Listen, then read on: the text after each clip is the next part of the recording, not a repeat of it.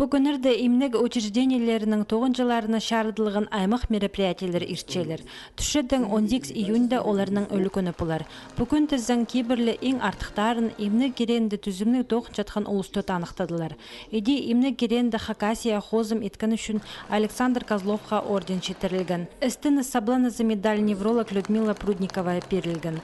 Хакас республиканың саблық емжізі атха ағбындағы клиническай имнег туризмның кардиология пөленің остығы жазы Владимир Баев, психиатр Татьяна Дамажакова, терапевт Надежда Иванова, анестезиолог Ольга Ковалева тұрысқаныр.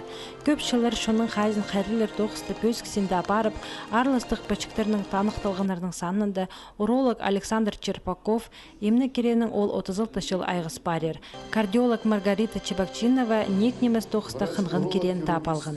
Шақсы бұлар шығажын пісті емнен гінкізілер, бұстарының, қасықтарының анаңдар ибді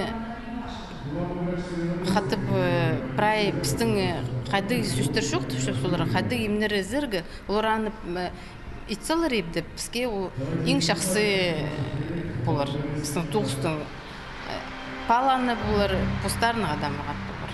Бұл пайрамнық ерді емжілердің пасқы емні керенді істен четкен аймақ 9 жыларына танықтаныр. Еде операция медсестразы Надежда Тарбастаеваның 9-ы едек бөзік балылған. Август айда ол емнік туризмзар келгінің пер 40 жыл болар.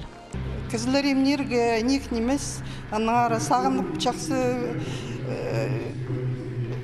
сағынып қалдырға керек, неме.